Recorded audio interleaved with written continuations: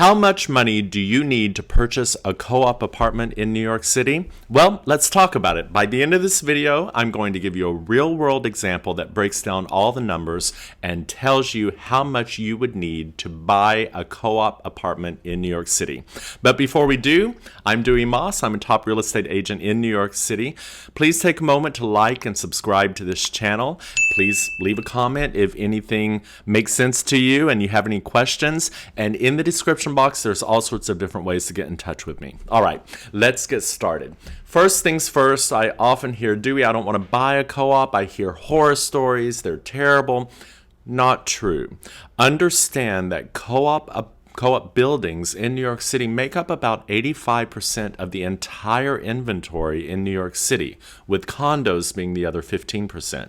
So with them being 85% of the entire inventory, co-ops are bought and sold every day in this city. If it were that awful of a process, it wouldn't be happening all the time. So co-ops are a way of life in New York City. With that said, co-ops do have very specific rules. You're buying shares into the shareholder-owned company that owns the building.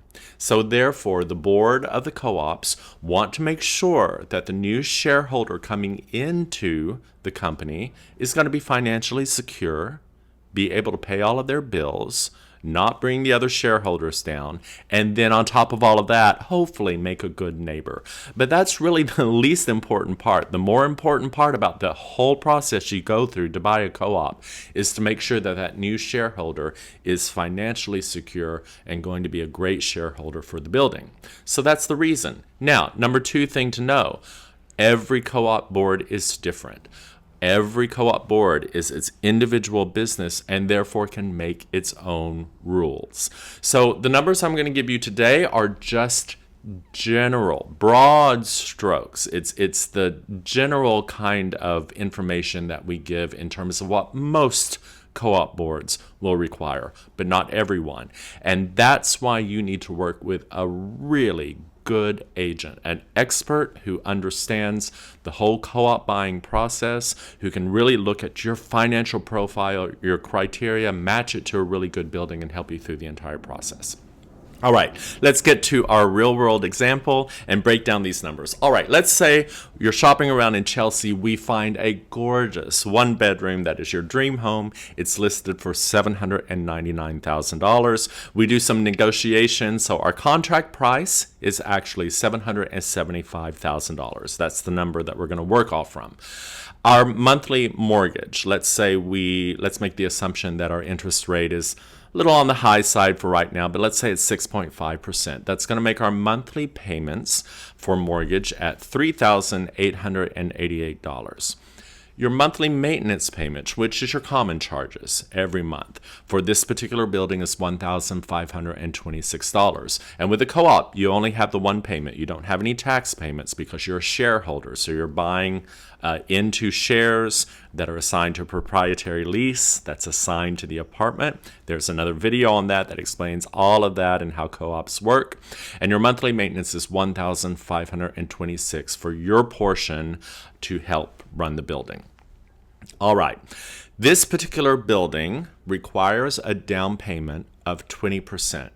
Now you may say, hey Dewey, but my bank said I could put down 5% or I could, that's absolutely true. But the co-op board rules are the ones that we have to go by for each building.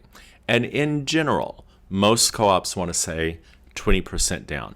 There are few and far between. There are some that do 10% down.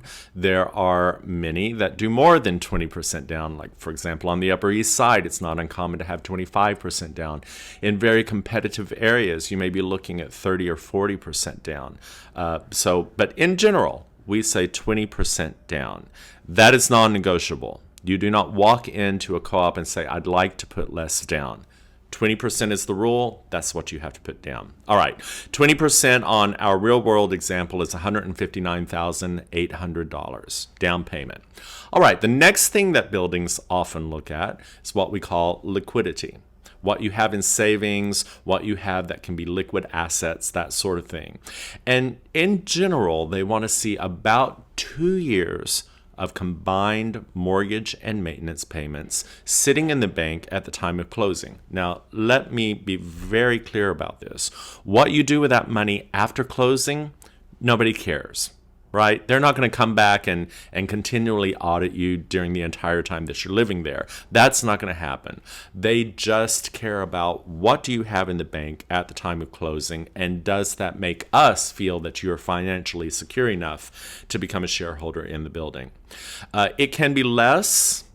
It can be more. There are buildings who don't even really look at liquidity. They just care about the down payment. So again, lots of different moving parts. But in our example, let's go to what is the normal, and that's around 2 years combined mortgage and maintenance payments sitting in the bank at the time of closing. And that totals $129,936 that you have to add into the pot. All right, the third thing that many co-ops look at is your debt to income ratio, right? What's the total of all of your debt? That could include car loans, that could include other loans, that includes revolving credit cards, all of that you may or may not have, plus what your payments are going to be for the building against your total income, right?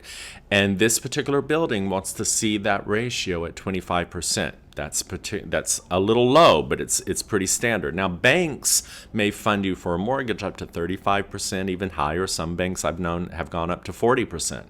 But a co-op wants to make sure you're financially secure. How many times am I going to say that? To come into the building. So they want your debt to income ratio to be pretty low. So this one wants 25%. So we have to check and make sure that you meet that qualification, right? All right. The final thing we do is we add in some closing costs. Closing costs on a co-op tends to be pretty standard against buying a house out in the rest of America. So we'll say up to 10 grand for your closing costs. Could be less, could be a little bit more, but let's add in 10,000. All right. So when we total all of that up, how much do we need to actually buy this co-op? Well, it comes to a total of $299,746 that you need to really enter into this contract. Now, you might come to me and you may say, hey, Dewey, you know what? I've got the down payment. I'm a little lacking in liquidity. Debt to income ratio, okay. That's fine. That's something that we have to talk about. We have to talk about what your financial criteria looks like, what that picture, what that snapshot looks like. And then part of my job in representing a buyer is to go out and find buildings that match that criteria. It's like putting together a puzzle. Let's find the buildings that you look at. And by the way, that doesn't mean that you're going to be looking at crappy apartments. You might still find your perfect dream home. It just happens to be in a building that meets the requirements of what you have, right? So I hope all this was helpful. It's not impossible. As I said, co-ops are bought and sold every day in this city. It is a matter of you getting with an expert, working closely with them, helping them understand your full financial portfolio and package for them to go out and help match great buildings for you to help you find your dream home. All right, again, I'm Dewey Moss. Please like and subscribe to this channel, and I'll see you next time.